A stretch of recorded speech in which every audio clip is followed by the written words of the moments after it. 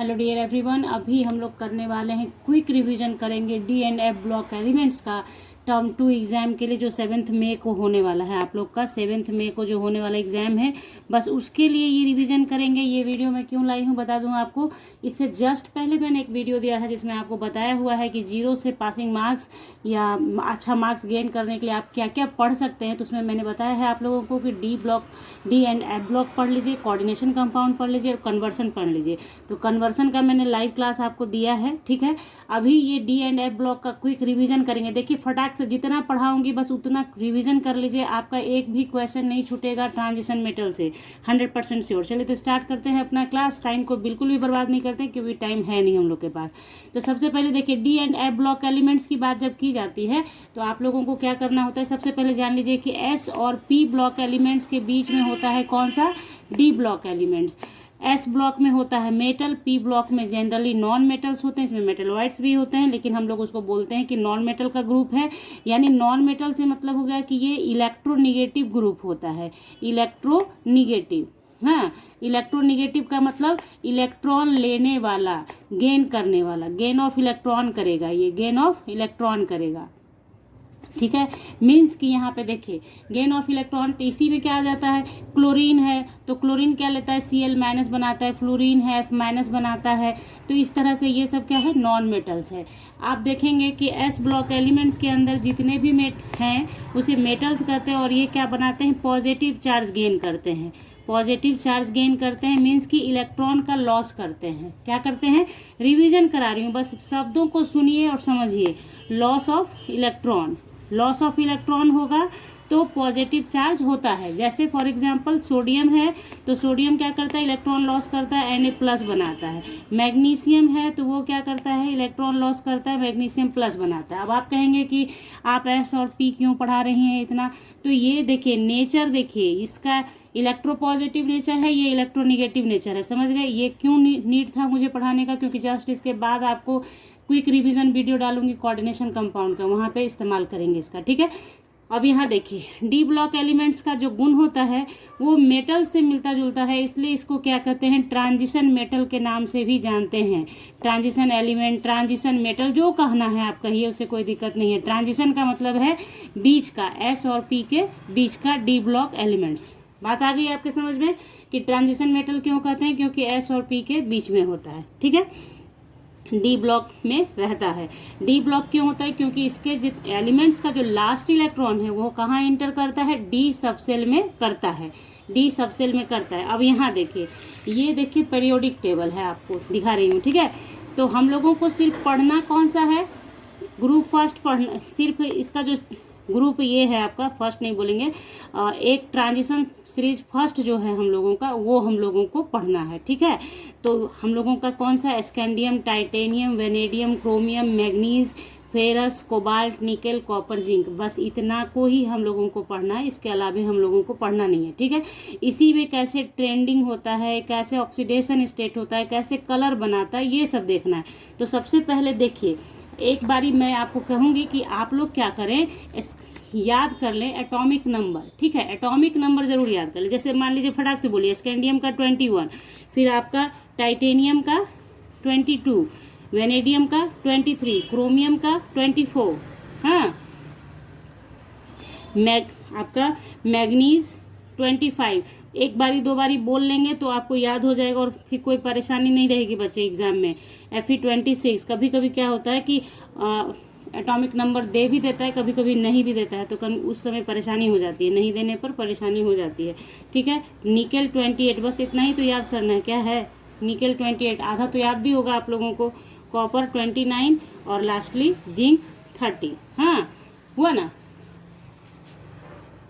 तो देखिए अब क्या करना है आप लोगों को कि इसका देखिए इलेक्ट्रॉनिक कॉन्फ़िगरेशन आप लिखेंगे तो 1s2 2s2 2p6 3s2 3p6, हाँ। उसके बाद आपको लगेगा कि 3s 3p है तो 3d में जाता है, ऐसा नहीं है, पहले 4 में जाता है इलेक्ट्रॉन, 4s में, फिर 3d में जाता है। उसको अरेंज करके जब हम लोग लिखते हैं तो 3d को पहले लिख देते हैं, 4s को बाद में लिखते हैं। तो अब देखिए यहाँ पे देखिए 4s2 जब आप लिखते हैं तो 20 हो गया, यहाँ तक जो होता है वो 20 का हो गया। ये कैल्शियम का इलेक्ट्रॉनिक कॉन्फ़िगरेशन लिखते हैं हम लोग, तो 20 का हो गया, 20 यहाँ तक। तो अब बचा कौन सा, एक इलेक्ट्रॉन, तो एक इलेक्ट्रॉन यहाँ चला जाएगा, ठीक है।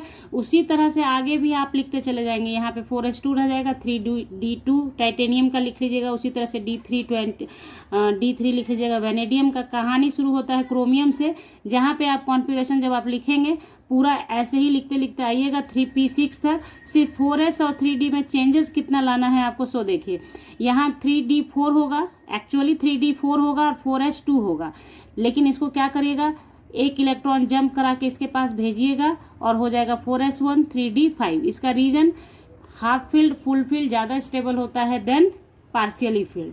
Half filled full filled subshell जो होते हैं more stable than partially filled होते हैं, इसलिए ऐसा इलेक्ट्रॉनिक कॉन्फ़िगरेशन होता है, ठीक है ना। जस्ट इसी तरह का सिचुएशन आपको देखने के लिए कॉपर के टाइम में मिलेगा, क्योंकि कॉपर वाले में जब आप पहुंचेंगे तो वहाँ पे भी क्या हो जाता है 4s2 3d9 ऐसा हो जाता है, ठीक है। तो बस यहाँ से एक इलेक्ट्रॉन हम लोग क्या करते हैं, इसको जंप करा के दे देते हैं, तो हो जाता है कितना 4s1 3d10। तो आपने क्या देखा कि ये फुल हो गया, ये हाफ हो गया। तो फुल फील्ड और हाफ फील्ड ज़्यादा स्टेबल देन पार्शियल फील्ड, ठीक है, इसके लिए ऐसा होता है। तो ये सारी बातें मैंने पहले वीडियोस में आपको बताई हुई हैं, इसलिए बहुत ज़्यादा लिख लिख के नहीं बता रही हूँ, बस रिवीजन है, ये एक रिवीजन कीजिए।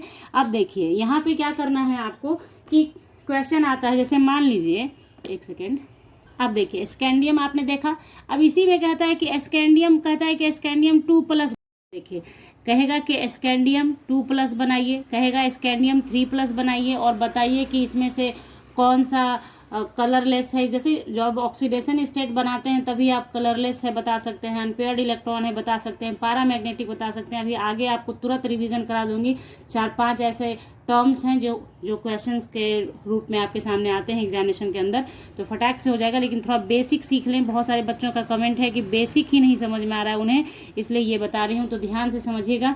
देखिए स्कैंडियम 2+ या 3+, तो प्लस चार्ज कब आएगा, जब इलेक्ट्रॉन का लॉस होगा, लॉस ऑफ इलेक्ट्रॉन होगा तो प्लस चार्ज आता है, ये मैंने अभी आप बताया ऊपर में आपको।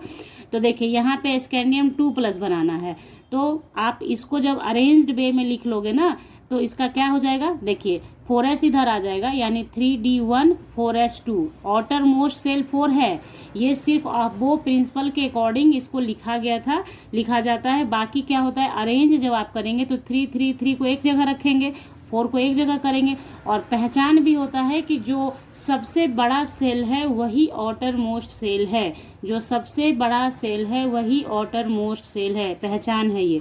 तो आउटर मोस्ट सेल से ही पहले इलेक्ट्रॉन जाएगा, देन आफ्टर अंदर इलेक्ट्रॉन आएगा, ठीक है।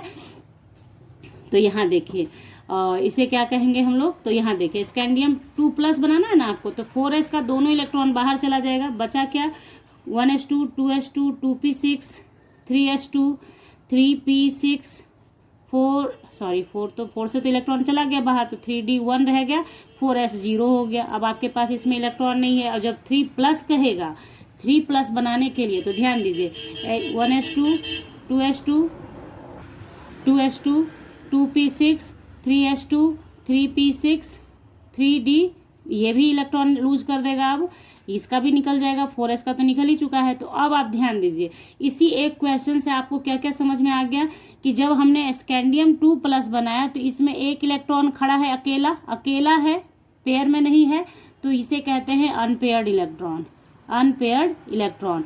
और अगर किसी के पास अनपेयर्ड इलेक्ट्रॉन है तो वो पैरामैग्नेटिक होगा, और अगर किसी के पास अनपेयर्ड इलेक्ट्रॉन है तो वो पैरामैग्नेटिक भी होगा और कलर्ड भी होगा, कलर्ड कंपाउंड भी बनाएगा। बात आई समझ में। अगर पूछा जाए कि कलरफुल है कलरलेस है, इसकी पहचान कैसे करनी है, तो अनपेयर्ड इलेक्ट्रॉन कराएगा। और अगर किसी के पास पूरा भरा हुआ इलेक्ट्रॉन है, यानी पेयर्ड है, पूरा भरा हुआ है, तो भी वो कलरलेस हो जाता है। और एम्प्टी है, यानी कि यहाँ आपने क्या देखा 4s में 0, 3dg में भी 0, और बाकी तो ये फुलफिल ही है ना, पूरा भरा हुआ ऑर्बिटल है। तो जब एकदम खाली हो, एम्प्टी ऑर्बिटल हो, तो भी क्या होता है, कलरलेस हो जाता है।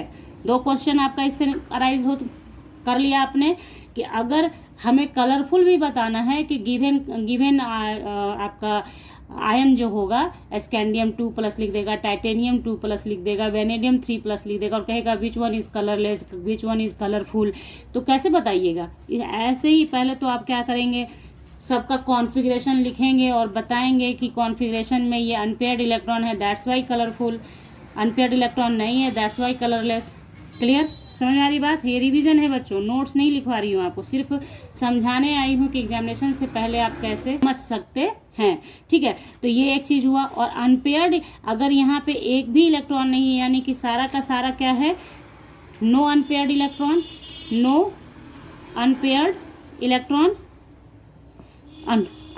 अगर आपका अनपेयर्ड इलेक्ट्रॉन नहीं है तो वो क्या होता है, डायामैग्नेटिक हो जाता है, डायामैग्नेटिक हो जाता है। दो बातें समझ गए आप, डायामैग्नेटिक, पैरामैग्नेटिक। पैरामैग्नेटिक का मतलब होता है मैग्नेटिक बिहेवियर वाला, डायामैग्नेटिक का होता है मैग्नेटिक बिहेवियर नहीं होगा। ठीक है, तो डायामैग्नेटिक कब होगा, जब नहीं होगा मतलब अनपेयर्ड इलेक्ट्रॉन नहीं है तो पैरामैग्नेटिक नहीं होगा। अनपेयर्ड इलेक्ट्रॉन है, अकेला खरा इलेक्ट्रॉन है तो पैरामैग्नेटिक हो जाएगा। और कलरलेस, कलरफुल तो बता ही दिया आपको। तो दो बातें आपने सीख ली। क्या क्या सीखा आपने? अभी आपने सीख लिया कि कैसे आपको ऑक्सीडेशन स्टेट दिया हुआ है जब, तो कैसे आप इसको लिखोगे, पहला काम हो गया। अनपेयर्ड इलेक्ट्रॉन पहचान करना सीख लिया आपने। उसके बाद फटाक से सीख गया कि अनपेयर्ड इलेक्ट्रॉन है तो पैरामैग्नेटिक होगा, कलर्ड भी होगा, और अगर नहीं है तो डायमैग्नेटिक होगा और कलरलेस भी होगा। क्लियर? Any doubt? आगे बढ़ते हैं, कुछ चीज़ें और हैं जो आपको समझ लेनी है। अब देखिए, हमारा जो डी ब्लॉक एलिमेंट्स है, ये जो तीन नेचर आप देख रहे हैं, पैरामैग्नेटिक हुआ, हार्डनेस हुआ, कलर हुआ, ये कैसे शो करेगा, जब अनपेयर्ड इलेक्ट्रॉन प्रेजेंट होगा। अनपेयर्ड इलेक्ट्रॉन प्रेजेंट होगा। ठीक है, ये तीन प्रॉपर्टीज, पैरामैग्नेटिक, हार्डनेस और कलर। तो कलर और ये तो बता दिया। हार्डनेस का मतलब है कि अगर पूरा ऑर्बिटल भरा है, पूरा ऑर्बिटल भरा है तो वो किसी से कोवेलेंट बॉन्ड नहीं बनाएगा, किसी के साथ बॉन्डिंग नहीं करेगा, जिसके कारण वो क्या होगा, नंबर ऑफ कोवेलेंट बॉन्ड की उसकी कमी होगी तो वो सॉफ्टनेस रखेगा। लेकिन जिसके पास अनपेयर्ड इलेक्ट्रॉन होगा तो वो पेयर करने के लिए बॉन्डिंग करेगा, और बॉन्डिंग करेगा तो कोवेलेंट बॉन्ड का संख्या बढ़ेगा, स्ट्रॉन्गर हो जाएगा। इसके वजह से क्या हो जाएगा, स्ट्रॉन्ग हो जाएगा, जिसकी वजह से हार्डनेस बढ़ जाएगा। आप समझ रहे हैं? आप समझ सकते हैं इस चीज़ को कि जब किसी से आप ज़्यादा बॉन्डिंग करेंगे तो कॉम्पैक्ट होगा स्ट्रक्चर और हार्डनेस बढ़ जाएगा। तो कभी कभी ये भी आपके सैम्पल पेपर में क्वेश्चन दिया है कि जिंक जो है सॉफ्टनेस रखता है, zinc softer then ferrous and chromium है, कॉपर है, क्यों?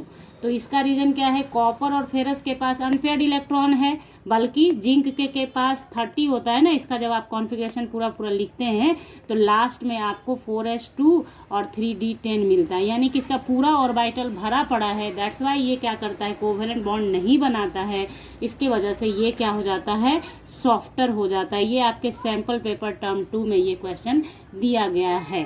तो आपने समझ लिया। यानी मैं आपको यहाँ पे ये बता रही हूँ बच्चों कि अगर आपने ट्रांजिशन मेटल से क्वेश्चन आया तो इससे बाहर का कॉन्सेप्ट आना ही नहीं है, होता ही नहीं है कुछ इससे अलग कॉन्सेप्ट। यही कॉन्सेप्ट है इसके अंदर कि सबसे पहले आपको पहला काम, मेरे वीडियो को देखने के बाद पहला काम कीजिएगा, एटॉमिक नंबर याद कर लीजिए एक बारी बोल के दम से, जैसे टेबल याद करते थे पहले हम लोग वैसे। ओके, उसके बाद फटाक से आप बातों को समझें, अनपेयर्ड इलेक्ट्रॉन, हार्डनेस, सब समझा रही हूँ आपको इस तरीके से। ठीक है, अब देखिए एक चीज़ होता है कि कलरफुल होने के पीछे डीडी ट्रांजिशन होता है, डीडी ट्रांजिशन। तो डीडी ट्रांजिशन मैंने बताया है आपको पहले अपने वीडियोस में। सिर्फ ये आप याद रखिएगा कि डीडी ट्रांजिशन क्या कब होगा, जब अवेलेबल होगा इलेक्ट्रॉन जंपिंग करने के लिए। अनपेयर्ड इलेक्ट्रॉन होगा तभी कलरफुल होगा और डीडी ट्रांजिशन करेगा। जब अनपेयर्ड इलेक्ट्रॉन होगा तो डीडी ट्रांजिशन पॉसिबल हो जाएगा। ठीक है, ये वर्ड नहीं भूलना है आपको। अनपेयर्ड इलेक्ट्रॉन होगा तभी डीडी ट्रांजिशन होगा, क्योंकि अवेलेबल होना चाहिए ऑर्बिटल जंपिंग करने के लिए, अदरवाइज नहीं होता है। ठीक है, ठीक है, ये चीज़ आप समझ गए। तो डीडी ट्रांजिशन से कलर होता है। हाँ, अब देखिए एक यहाँ पे आपने जैसे देखा स्कैंडियम 2+ लिखा मैंने, स्कैंडियम स्कैंडियम 3+ लिखा, आप कभी देखते हैं Fe2+ लिखा मिलता है, Fe3+ लिखा मिलता है। तो ये जो आप देख रहे हैं कि एक ही एलिमेंट के ऊपर अलग अलग ऑक्सीडेशन स्टेट है, इसे कहते हैं variable oxidation state. Variable oxidation state, इसको वेरिएबल ऑक्सीडेशन स्टेट। तो वेरिएबल का मतलब है कि ऑक्सीडेशन स्टेट जो होता है वो वेरी करता रहता है, यानी +2 भी हो सकता है, +3 भी हो सकता है, किसी का +4 +5 मैग्नीज का होता है, तो इस तरीके से हो सकता है। तो ये वेरिएबल ऑक्सीडेशन स्टेट मतलब नंबर ऑफ इलेक्ट्रॉन को वो निकाल पाता है। क्यों? ये रीज़न पूछा जाता है कि वेरिएबल ऑक्सीडेशन स्टेट क्यों शो करता है, इसलिए क्योंकि इसके पास इसका जो ये आपका जो है इसके पिनल्टीमेट डी ऑर्बिटल इसमें पार्टिसिपेट करता है, यानी डी सबसेल इन्वॉल्व रहता है, जिसके कारण क्या होता है इलेक्ट्रॉन डी सबसेल से भी बाहर जाता है, इसलिए ये वेरिएबल ऑक्सीडेशन स्टेट शो करता है। तो देखिए क्या था reason, due to participation of n-1 d electron in bonding. अब इस बॉन्डिंग के कारण ही ये क्या होता है, इसका मेल्टिंग पॉइंट बॉइलिंग पॉइंट भी हाई होता है। मेल्टिंग पॉइंट और बॉइलिंग पॉइंट जब ये दोनों बात करेंगे आप, तो ये क्या होता है हाई होता है due to formation of number of covalent bond, formation of number of covalent bond with other metals. क्यों? क्योंकि n-1 डी सबसेल अवेलेबल होता है, तो n-1 डी ऑर्बिटल जो अवेलेबल है ना, इसी में बॉन्डिंग होता है, जिसकी वजह से बहुत ज़्यादा कोवैलेंट बॉन्ड बनेगा तो हार्डनेस बढ़ जाता है, हार्डनेस बढ़ गया तो मेल्टिंग पॉइंट और बॉइलिंग पॉइंट भी बढ़ जाता है। तो due to formation of number of covalent bond. I hope आप समझ रहे हैं बच्चों। अगर आप लोगों को कुछ भी लग रहा है कि हाँ ये क्विक रिवीजन अच्छा लग रहा है आपको, तो आप कमेंट सेक्शन में ज़रूर बताएंगे कि मैम ऐसा ही रिवीजन कल तक में आप मैक्सिमम चैप्टर्स का करा दीजिए, तो मैं आपको सारे चैप्टर्स का इसी तरह से क्विक रिवीजन करवा दूंगी बच्चों। बस एक प्रयास किया है मैंने आपके लिए कि आपका कितना फ़ायदा हो जाए मेरी वजह से, तो ये बस एक कोशिश है। तो चलिए देखिए, कोशिश पे जितना आप लोग लाइक देंगे, जितना शेयर करेंगे और जितना लाइक देंगे, उतना समझ में आएगा कि हाँ भैया चलो काम अच्छा है। ठीक है, तो मेल्टिंग पॉइंट और बॉइलिंग पॉइंट हाई हो गया, समझ गए आप कैसे हो गया।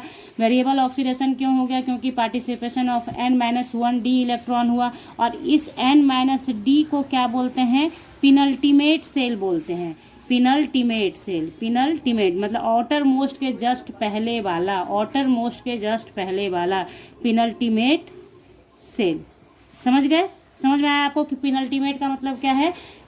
पिनल्टीमेट का मतलब होता है आउटर मोस्ट के जस्ट पहले वाला। तो ये चीज़ आपने समझ लिया, कलर समझ लिया, मैग्नेटिक बिहेवियर समझ लिया। हाँ, एक चीज़ और है, अगर कभी कभी क्वेश्चन कर देता है कि which one is more paramagnetic, which one is more paramagnetic. अब जैसे क्या है, मान लीजिए Fe2+ हो या Fe3+ हो, ये दोनों के दोनों मैग्नेटिक बिहेवियर शो करेगा, तो इसमें से ज़्यादा पारामैग्नेटिक कौन होगा ये बताने के लिए आपको number of unpaired electron count कर लेना है।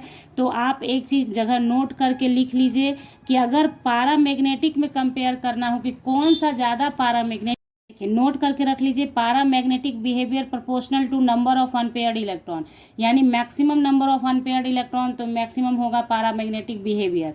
Number of unpaired electron count कर लीजिएगा ऐसे क्वेश्चंस के लिए, जब ये कहेगा कि विच वन इज मोर पारामैग्नेटिक, तो नंबर ऑफ अनपेयर्ड इलेक्ट्रॉन मतलब कोर क्या है इस चैप्टर का, कि आपको ऑक्सीडेशन स्टेट मतलब ऑक्सीडेशन नंबर निकालना आना चाहिए, मतलब कि जैसे जो कि नंबर ऑफ अनपेयर्ड इलेक्ट्रॉन निकालना, यानी इलेक्ट्रॉनिक कॉन्फ़िगरेशन लिखना सीख लीजिए।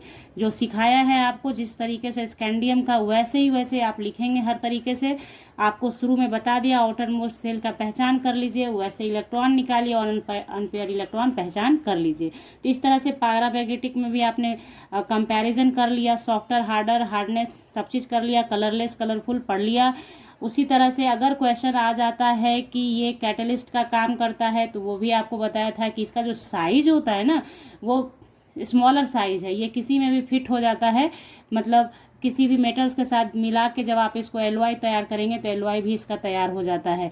तो ये सारी बातें थी, बस इसका सारा का काम क्या है, सारे में जो कोर है वो ये है कि इसमें डी ब्लॉक एलिमेंट्स डी सब सेल पार्टिसिपेट करता है, पिनल्टीमेट डी सब सेल पार्टिसिपेट करता है, जिसकी वजह से ये होता है। स्टार्टिंग में मैंने आपको वो इलेक्ट्रॉनिक कॉन्फ़िगरेशन इस तरीके से होता है वो सब नहीं बताया, क्योंकि वो सारा वीडियोस में तो बता ही रखा है आपको कि इसका इलेक्ट्रॉनिक कॉन्फ़िगरेशन कोर क्या होता है, N-1 डी और ये NS 0 यहाँ 1 से 10 तक होता है ना इस टाइप का। तो ये सब तो बहुत बारी बताया है आपको, इसलिए यहाँ पे उतना नहीं किया मैंने कि ये पिनल्टीमेट हो जाता है, ऑटर मोस्ट के जस्ट पहले वाला ये है, ठीक है। तो इस तरीके से ये सारी बातें तो आपको देखिए जो आपने पढ़ा उसका क्या फ़ायदा है, कैसे क्वेश्चन करेंगे, उसके लिए ये सब क्वेश्चन मैंने एनसीईआरटी बुक का है, आप ध्यान से समझिएगा। और एक क्वेश्चन आपको दे दूंगी लास्ट में, जो आप प्रैक्टिस कर लोगे काम मोर देन एनफ हो जाएगा। Which of the two Fe2 plus and Fe3 plus is more stable and why. तो इसमें क्या करना होगा आपको, ऐसा क्वेश्चन आ गया तो क्या करेंगे, सबसे पहले क्या करेंगे, फेरस का कितना होता है 26 याद है हमें, तो इसका करेंगे हम लोग क्या, आप ऐसे लिखो पूरा 1s2 2s2 2p6 3s2, एकदम बच्चों प्रैक्टिस कर लेना, इसका कोई उपाय नहीं है, ठीक है। उसके बाद 3d 4s ऐसे लिखेंगे। तो देखिए यहाँ तक 4s2 लिखते हैं तो 20 हो जाता है, उसके बाद बाकी बचा 6, तो 6 इलेक्ट्रॉन इसमें चला गया, ठीक है। बता दिया है आपको शुरू में कैसे करना है। अब देखिए Fe2 प्लस बनाइए, Fe2 प्लस का मतलब क्या हो गया, 4s का इलेक्ट्रॉन चला गया बाहर तो 3d6 होगा। अब ये आपने से लिख लेना आप लोग। Fe3 प्लस बनाइए, इसका मतलब हो गया कि 4s से तो जा ही चुका था, 3d से भी एक इलेक्ट्रॉन बाहर चला गया, 4s तो जा ही चुका था पहले से, तो एक इलेक्ट्रॉन और बाहर चला गया, है ना। अरे ऐसे बनेगा भैया मेरे, Fe2 प्लस बनाओगे या Fe3 प्लस बनाओगे, तो Fe3 प्लस का मतलब क्या हुआ, ऐसा नहीं है कि ये बना उसके बाद ये हुआ, ऐसा कुछ नहीं है। जैसे Fe3 प्लस बनाने के लिए क्या करना होगा, S2 इलेक्ट्रॉन निकालना होगा, फिर इससे एक इलेक्ट्रॉन निकलेगा, तब ना टोटली 3 इलेक्ट्रॉन निकलेगा। कुछ बच्चे यहाँ भी कंफ्यूज हो जाते हैं, ऐसा नहीं करना है।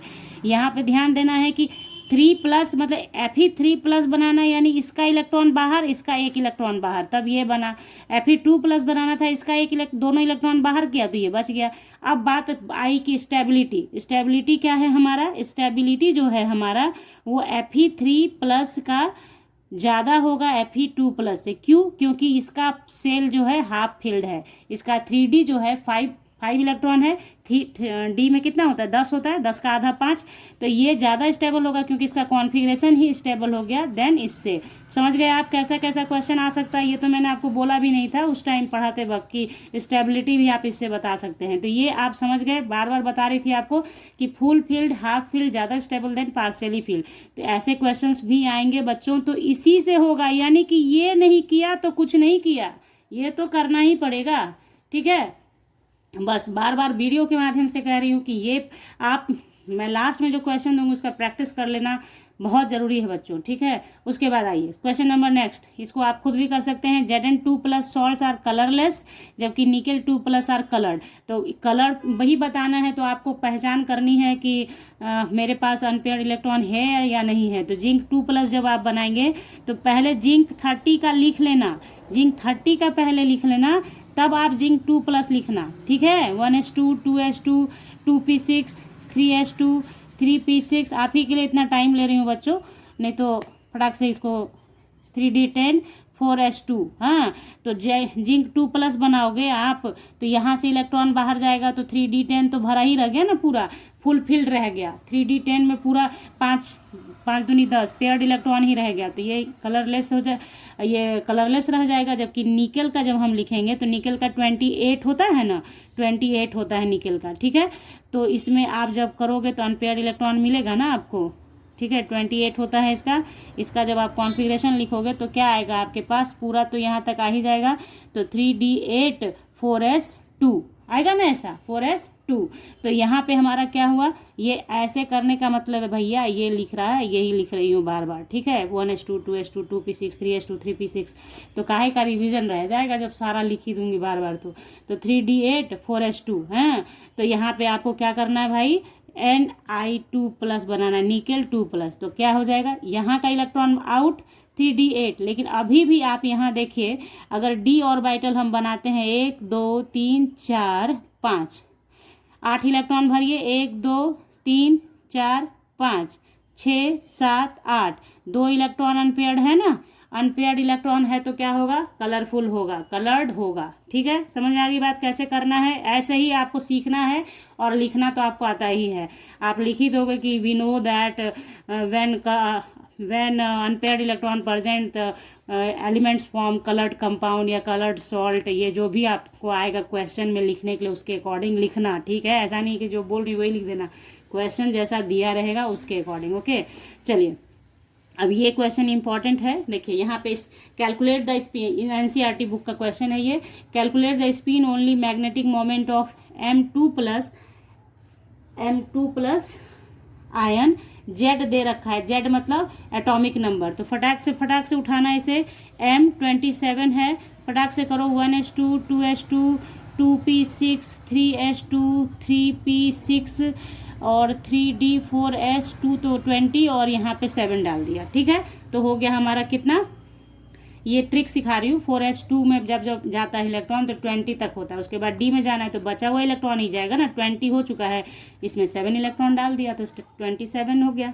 समझ रहे हैं बात को, जो बोलती हूँ उसको ध्यान से सुनिएगा, वैसे होता है। ठीक है, ऐसे ही करते हैं याद कि 20 तक याद करें कि हमें याद है कि 4s2 तक जाता है तो कैल्शियम का हो जाता है, बाकी बचा इलेक्ट्रॉन डी में जाता है, 3d में जाएगा। ठीक है ना, खैर अब आगे बढ़ते हैं और इसको क्या करना है, हमको M2 प्लस बनाना है। तो M2 प्लस आप जब बनाओगे तो दिख रहा है ना 4s2 चला गया बाहर तो बच गया 3d7। तो 3d7 का मतलब क्या हो गया हमारा, 1 2 3 4 5, तो 5 डब्बा बना। अब इसमें इलेक्ट्रॉन झटक से भरो, 1 2 3 4 5 6 7, बचा 3 अनपेयर्ड इलेक्ट्रॉन। तो अनपेयर्ड इलेक्ट्रॉन 3 है, तो स्पिन ओनली जो मैग्नेटिक मोमेंट निकालने कह रहा है उसका फॉर्मूला होता है, ये मैंने आपको थ्योरी में नहीं बताया तो इसलिए यहाँ बता देती हूँ। स्पिन ओनली मैग्नेटिक मोमेंट का फॉर्मूला होता है n+2, इसको म्यू से दिखा सकते हैं आप, बोर्स मैग्नेटॉन, और n क्या है, number of unpaired electron, unpaired. तो ये हो गया आपका अनपेयर्ड इलेक्ट्रॉन। तो n बराबर कितना है, 3 है ना मेरा, तो इसको हम लोग कर लेंगे कैसे, म्यू इक्वल्स टू 3 + 2 है ना। तो बोर्स मैग्नेटॉन और इसको सॉल्व कर लीजिए तो जो भी आता है, तो 3 2 5 3 जा 15 है ना, तो 15 का कितना आ जाएगा, 3 पॉइंट समथिंग आएगा, तो 3.87 बोर्स मैग्नेटॉन। तो यही निकालना था सिर्फ आपको। अगर कंपेयर करने कहेगा तो ये समझ जाइए कि जिसके पास 2 इलेक्ट्रॉन अनपेयर्ड होगा वो उसका जो स्पिन ओनली मैग्नेटिक मोमेंट होगा वो कम होगा देन 3 वाले से, देन 4 वाले से। समझ गए आप क्या है बातें जो समझाई उसके अकॉर्डिंग। तो ये भी आप फॉर्मूला याद कर लेना, ये भी आ सकता है क्वेश्चन में निकालने के लिए, तो इसको निकाल के बता सकते हैं हम लोग। अब एक क्वेश्चन आपको दे देती हूँ जो आपके ही बुक एनसीईआरटी बुक से है, उसको जरूर प्रैक्टिस कर लीजिएगा, बस आपका काम हो गया। तो यहाँ देखिए ये इतना जो लिखा है मैंने, ये इलेक्ट्रॉनिक कॉन्फ़िगरेशन लिख लीजिए आप लोग अपनी कॉपी पे, और इसके हिसाब से मन में जब आप इसका कॉन्फ़िगरेशन लिखना ना बच्चों, तो करना क्या, जैसे आपने कॉन्फ़िगरेशन लिखा तो अपने मन में सोच लेना, अच्छा अनपेयर्ड इलेक्ट्रॉन है तो क्या क्या होगा, पैरामैग्नेटिक होगा, कलर्ड होगा, ऐसे करके अपने दिमाग में सोच लेना, बस रिविज़न हो जाता है। ठीक है, तो ये चीज़ तो इतना का लिखना, और जो बच्चा इस पूरे वीडियो को देखेगा वो इसका इलेक्ट्रॉनिक कॉन्फ़िगरेशन कमेंट सेक्शन में ज़रूर भेजेगा। और ढेर जो मैंने बीच बीच वीडियो में कहा है आपसे कि बहुत सारा लाइक दीजिएगा और बताइएगा कि मैम ऐसा ही रिवीजन का नेक्स्ट चैप्टर आपको क्या चाहिए, तो मैं फटाक से आपको प्रोवाइड कर दूंगी। तो इसी के साथ आज का ये रिवीजन क्लास हुआ समाप्त। मिलेंगे आपसे नेक्स्ट टॉपिक के साथ नेक्स्ट क्लास में, तब तक के लिए bye, thank you, take care, have a nice day बच्चों, all the best, all the very best for your exam.